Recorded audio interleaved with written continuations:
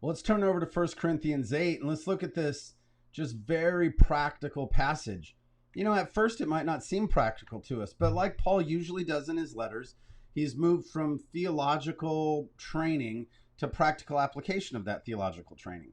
So if what he preached was Christ and him crucified, if the supremacy of Jesus is all that matters, and instead of breaking into theological camps, we should just focus on Jesus and love each other and concentrate on unity. Well, what does that mean for something as practical as how a Christian participates in the economy of their culture? The question that Paul is asked, apparently, in 1 Corinthians 8 is, hey, Paul, we know that these idols that are all around us, that they're not really God, that's not the one true God. So I go to the market and there's meat that I could buy for my family, but I know that there's a good chance that that meat, when it was butchered, was actually butchered, slaughtered at the temple of one of these false gods. So what do I do?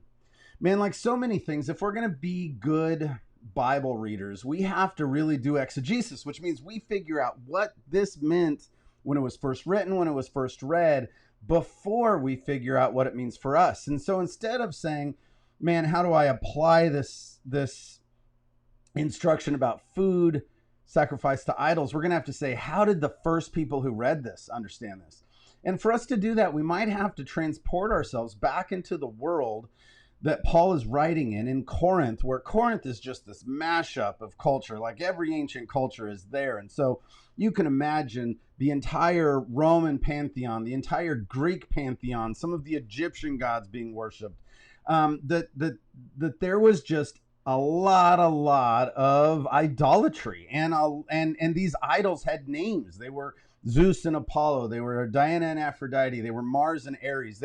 These spiritual entities had physical representations. And so when we're talking about idolatry in Paul's day, well, it would have been things like these false gods. And you and I might look and go, look, we've given up on that. Nobody believes in the pantheon of Roman or Greek gods anymore. Like this is antiquated information.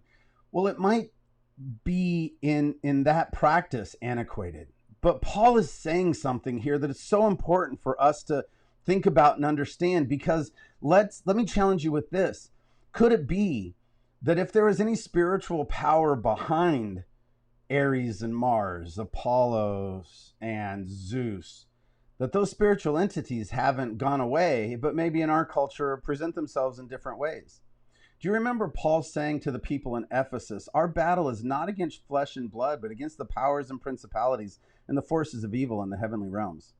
So maybe as he gives instruction about avoiding idolatry, meaning, buying meat from the temple of Mars, we might say, man, although I'm not going to go buy my meat at the temple of Mars, I need to pay attention because Paul is teaching me something about how Christians exist ethically and morally in a morally and ethically upright way in the middle of an idolatrous culture.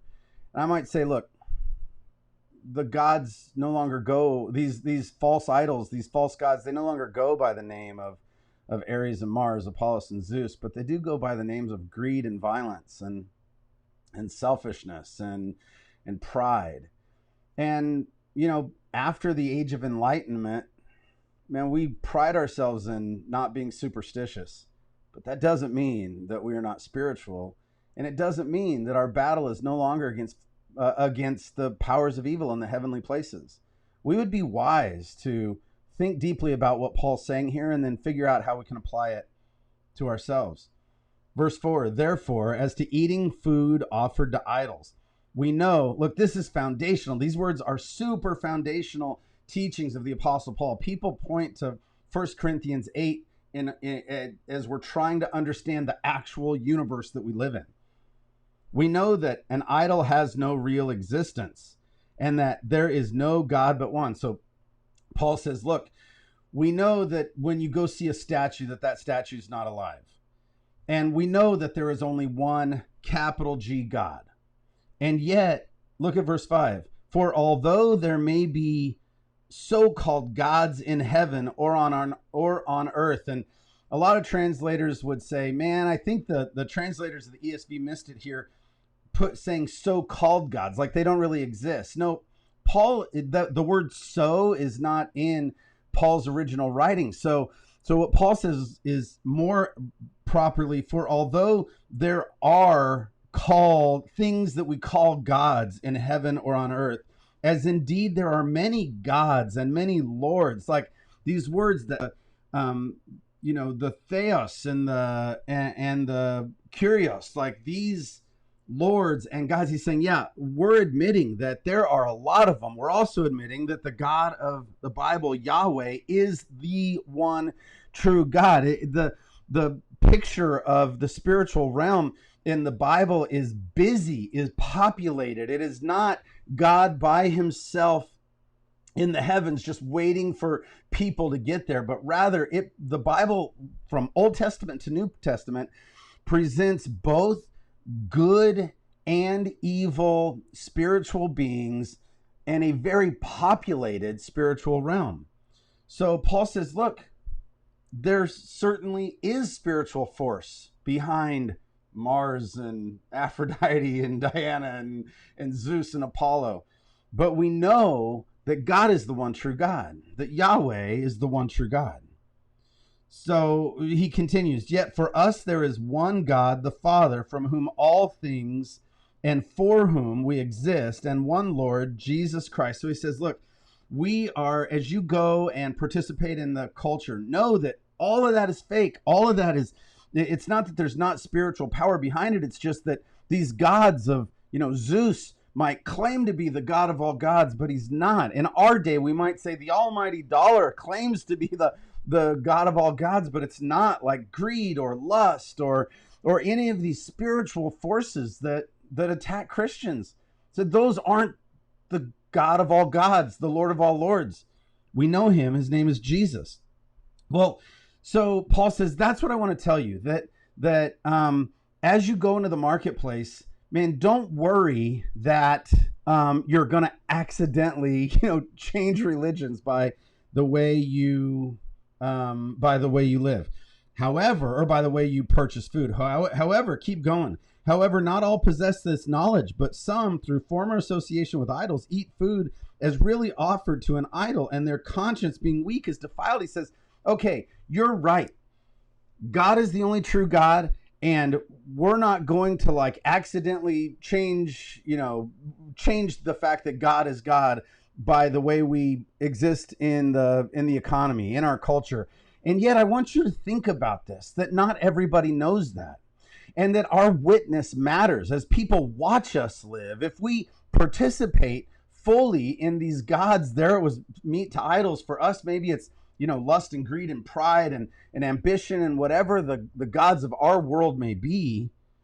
He says, look, some people are weak, and by watching you, their conscience will be defiled. Food will not commend us to God. We are no worse off if we do not eat, no better off if we do. But take care. He's like, look, this external stuff is not going to change the internal position of your heart. But look at verse 9.